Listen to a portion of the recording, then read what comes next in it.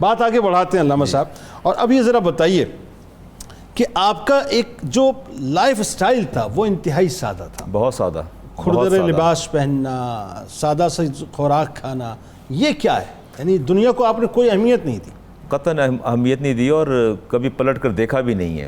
رسالت امام علیہ السلام سے سوال کیا کہ یا رسول اللہ یہ اعمال میں افضل عمل کون سا؟ فرمایا سید الاعمال الجوع، اعمال میں سب سے افضل عمل کم کھانا یا بھوکا رہنا ہے۔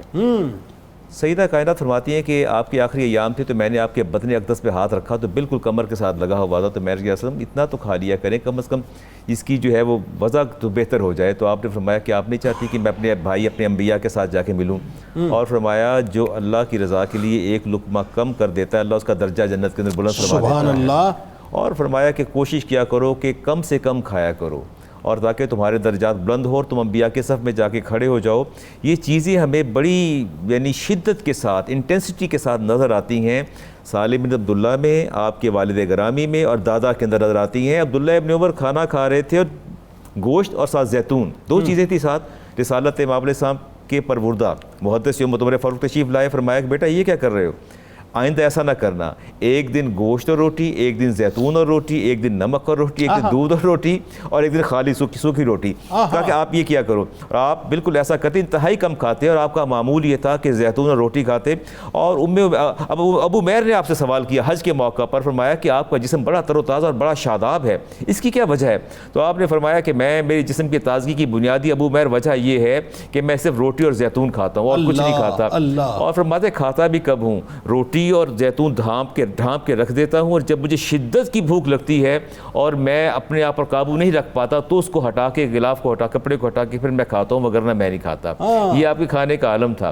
اور ظاہر بسیار خوری تو کسی طور پر بھی جو ہے قابل برداشت نہیں ہے، اور یہ تو انسان کی صحت کے لیے بہت نقصان دہ ہے۔ لباس ہی بڑا سادہ سا 2 درہم کا لباس ہوتا تھا، صوف کا لباس پہنتے۔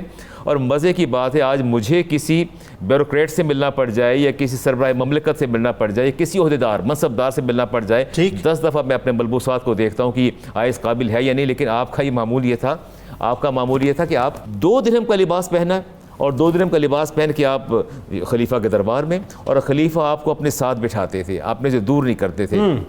آپ کی میں نے بہت سی مرویات دیکھی، یہاں 2 مرویات کا میں بالکل اختصار سے چند منٹ کے اندر ذکر کروں گا۔